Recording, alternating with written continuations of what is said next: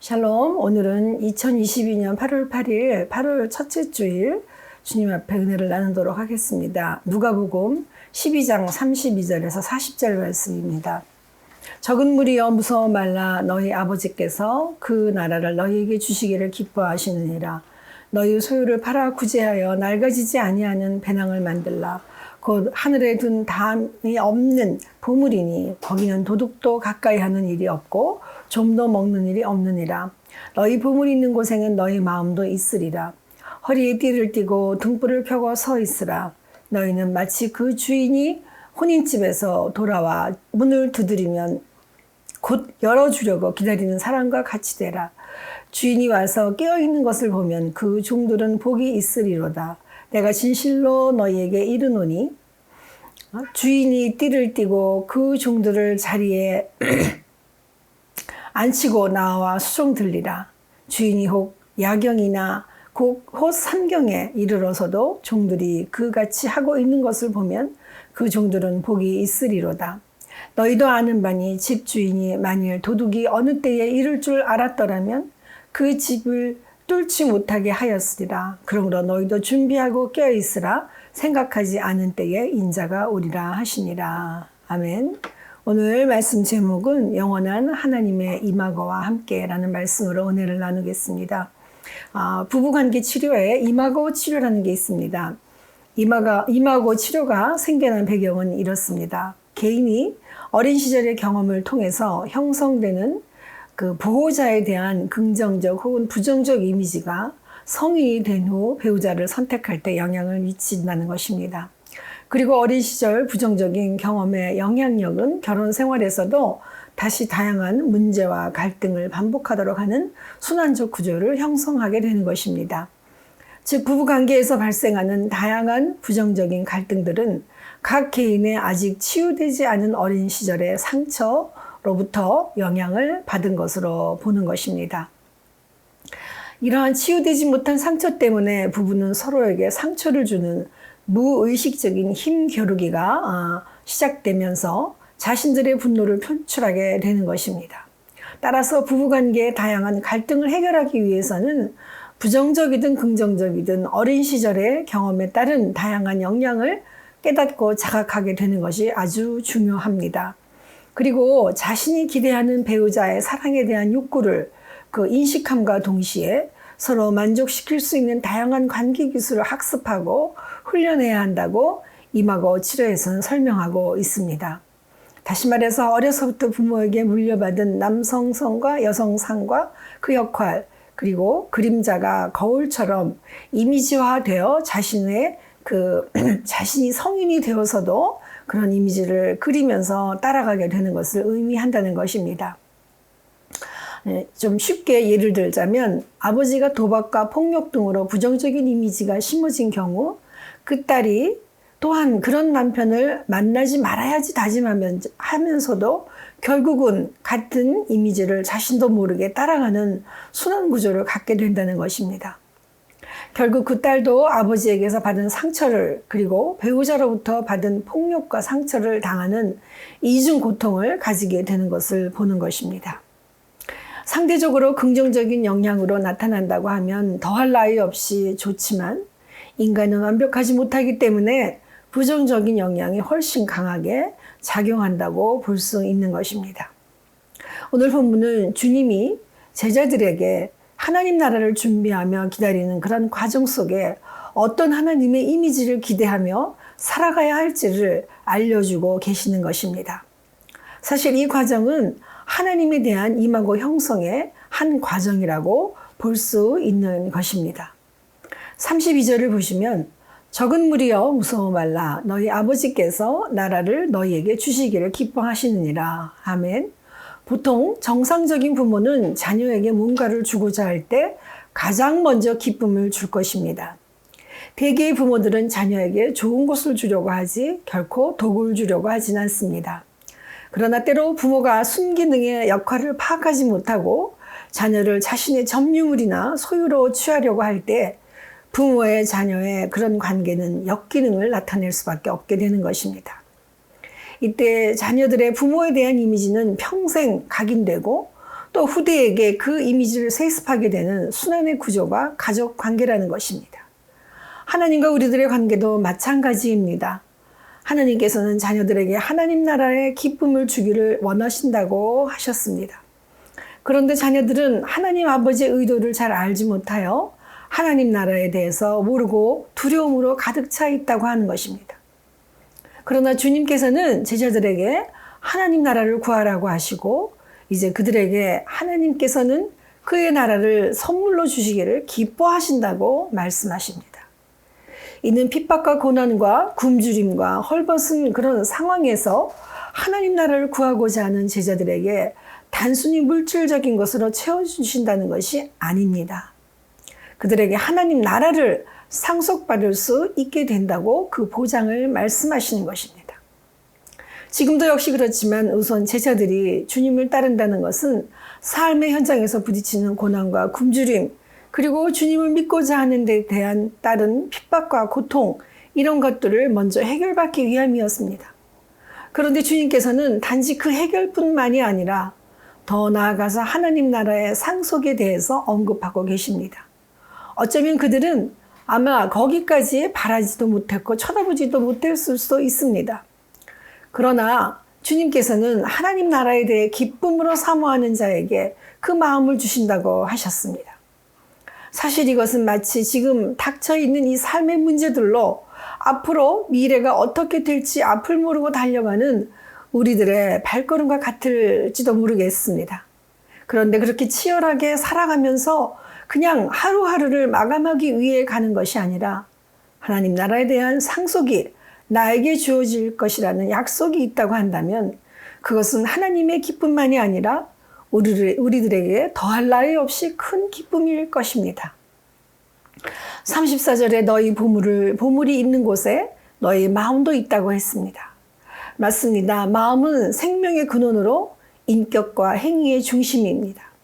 보물이라는 것은 사람의 관심 대상을 말하는 것입니다.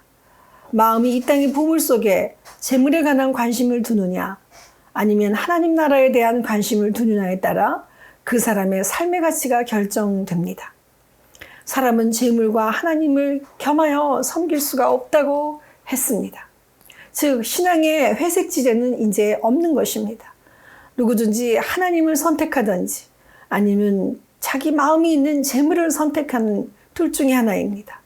그러나 이 선택의 과정도 역시 그 삶의 과정의 한 부분입니다. 즉 하나님의 긍정적인 이미지를 그리는 자는 하나님 나라를 상속받게 되고 또한 영원한 축복도 받을 수 있습니다.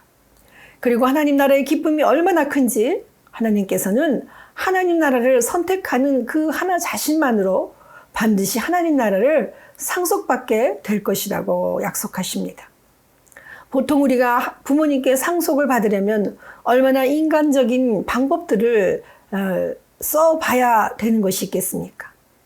그러나 하나님 나라의 상속은 우리의 마음에 어떤 하나님의 나라의 이미지만 갖고 있다고만 하면 그 상황에 따라 결정된다고 하는 것입니다. 그렇다고 하면 부모가 좋은 롤모델을 보여주고 사랑을 심어준 자녀들에게는 그들은 무엇을 기다리고 있으며 또 무엇을 꿈꾸며 살아갈 수 있을까요?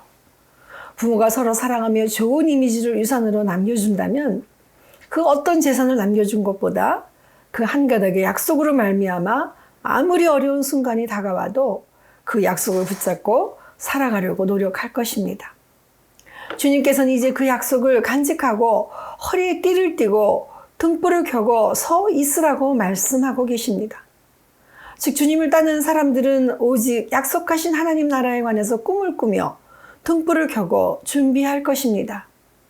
즉 하나님 나라는 이미 도래했고 그 완성은 종말의 때에 임할 것이라고 하셨습니다. 결국 개인적인 종말을 우리는 말하지 않을 수 없습니다. 따라서 그 나라를 얻기를 소망하는 우리들은 영적 잠에서 깨어나 하나님 나라를 기업으로 주실 주님의 재림을 맞이하기에 준비하고 있으라고 하셨습니다. 여기에서 허리에 띠를 띠고 서 있으라는 말은 중동 지방에서는 입은 옷들이 길고 통이 넓어 움직이거나 다른 일을 할 때는 옷을 허리까지 끌어올리고 허리에 띠를 띠어야 한다는 그러한 일입니다. 밤이 맞도록 띠를 띠고 일하는 자세로 주인을 맞이하고 준비하는 모습이 연상되고 있는 것입니다. 맞습니다. 우리는 믿음의 약속을 향하여 걸어가고 있는 중입니다. on air입니다. 진행 중 ing입니다. 그럴 때는 멈춤이란 없다는 것입니다.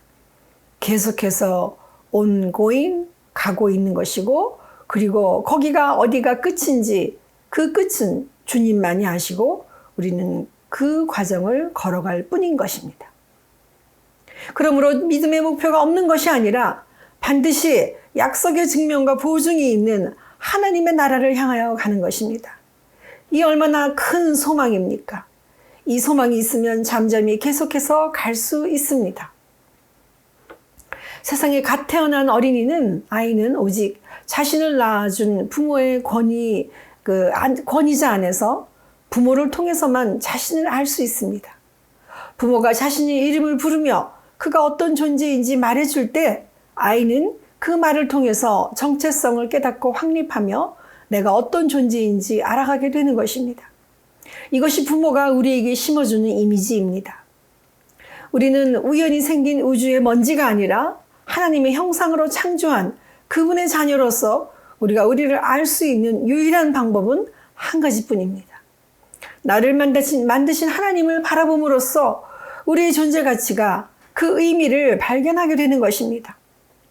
이것은 마치 아이가 엄마의 젖을 먹을 때 엄마는 아이의 눈을 마주보며 사랑의 눈길을 보내면 아기는 안심하고 젖을 먹는 것과 같은 것입니다. 우리가 이 땅의 것을 통해 나를 알아가려면 알 수 있는 것은 아무것도 없습니다. 그저 시간이 지남에 따라 먼지만 남을 뿐입니다. 그러나 하나님 안에서 우리가 확신이 있다면 하나님의 눈길에 안심하고 그 눈을 감고 인생을 맡길 수 있는 믿음과 사랑이 생길 수 있지 않겠습니까? 시편 131편 3절에 내 영혼이 젖된 아이와 같이 그의 어머니 품에 있음과 같게 하였다고 고백하고 있습니다. 맞습니다. 그 하나님의 품 안에서 바라보고 있을 때 우리는 평안과 위로를 찾도록 지어졌습니다. 배우 윤여정 씨가 인생이란 무엇인가를 묻는 그 기자들의 질문에 이렇게 대답했다고 합니다. 60이 되어도 인생을 몰라. 나도 처음 살아보니까. 나 67살, 이 67살이 처음이야. 이렇게 말했다고 합니다. 어쩌면 이 말이 솔직하여 아주 현실적이어서 우리들도 공감과 위로를 얻을 수 있었습니다. 네, 그렇다면 답은 어디에 있습니까? 하나님을 떠난 인간은 자신이 우주의 먼지에 불과하다고 자신을 비하했습니다. 삶의 의미를 잃어버리고 죄악 속에 숨어버렸습니다. 하나님이 불러도 자신 있게 나올 수가 없었습니다. 그렇지만 히브리서 11장의 믿음의 선배들은 그 부르심을 들었던 것입니다. 히브리서 11장 8절 보시면 믿음으로 아브라함은 부르심을 받았을 때에 순종하여 장래 유업으로 받을 땅에 나아갈새 갈 바를 알지 못하고 나아갔으며. 아멘. 네, 맞습니다. 믿음으로 주님의 부르심을 찾는 자들에게 주님을 맞이할 수 있는 그 준비하는 시간을 허락하신다고 하십니다. 본문 37절에 주인이 와서 깨어있는 것을 보면 그 종들은 복이 있으리로다.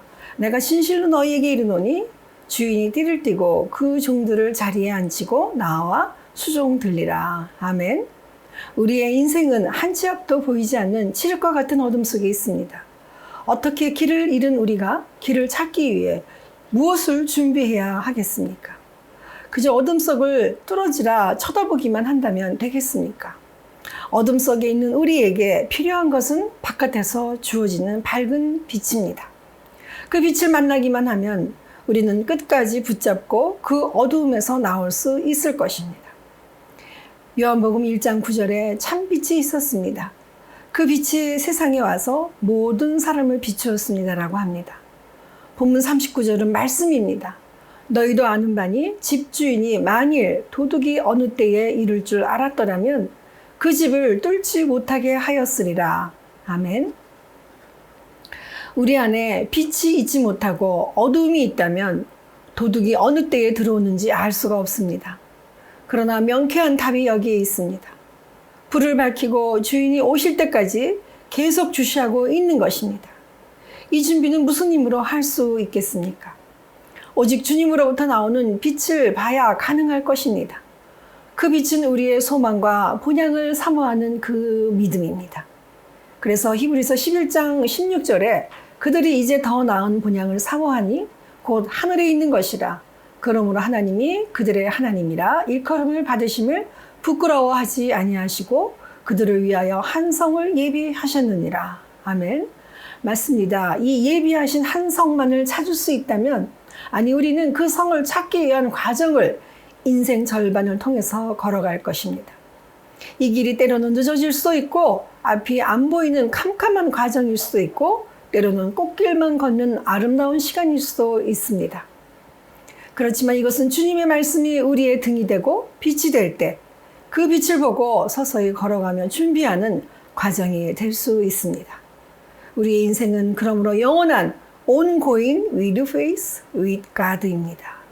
아멘. 기도합니다. 사랑의 하나님 감사합니다. 하나님께서 우리에게 하나님의 그 사랑의 이미지와 영원하신 하나님의 그 능력을 우리에게 허락하시고 그 사랑을 따라 하나님 우리를 만드심을 감사하며 주님 앞에 찬양과 영광을 돌립니다. 하나님 이 시간 하늘의 문을 여시고 하나님 복 주셔서 정말로 하나님이 우리를 세우신 하나님의 그 사랑 아래 우리가 온전히 하나님과 함께 이 길을 걸어갈 수 있도록 준비하며 아버지 영원히 쉬지 않는 달려갈 길을 갈 수 있도록 하나님께서 은혜를 허락하여 주시옵소서. 감사드렸고 예수님의 이름으로 기도드리옵나이다. 아멘.